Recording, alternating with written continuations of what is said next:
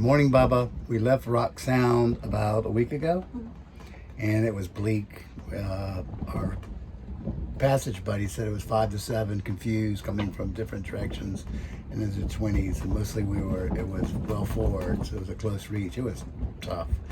Then we went to the north side of Highborne Key, thinking we'd be out of the way of the southern breeze, but big waves wrapped around the island, and it was bleak that night. So the next morning we left and went to Shroud Key, but that was pretty bleak too, wasn't it? Yeah, it was. So the next morning we hightailed it down to Farmer's Key, which is right next to the southern part of Great Iguana Key. First night was pretty good. The second night was bleak, and David had to leave, and it was a tough crossing. He went 44 miles down to Georgetown. So after the tough night, we moved inside the little harbor, which is right by the inlet, between the inlet and Little Farmer's Key. But it was very all rock, very little sand, and we dragged about 30 feet that night. But it was okay. There was no one around. The next morning, all the boats left, so we decided to be a sheep.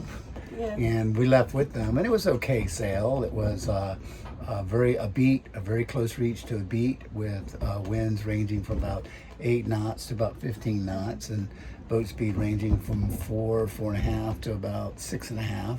We made a really good time. It was about 44 miles. We made it in about 7 hours, you think? 6.5, 7 hours. And we came south of Georgetown. We found Cruiser's Net, and they said that night was the highest number of boats they've ever had in Georgetown. They had 377 boats, and we cannot figure out why so many boaters come here. It's just, it doesn't really make sense, does it? It's not. It hasn't been like anywhere else. So we've been here 2 nights.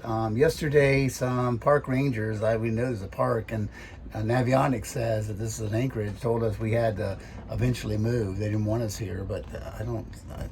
Cynthia thought they were more legit than I did. But so right now another front's getting ready to come, and right now it's blowing about 15 knots. But out, we're completely surrounded and by almost 360 degrees. So we're missing all of the big waves out in the Sound between, I forgot, Stocking Island and Georgetown.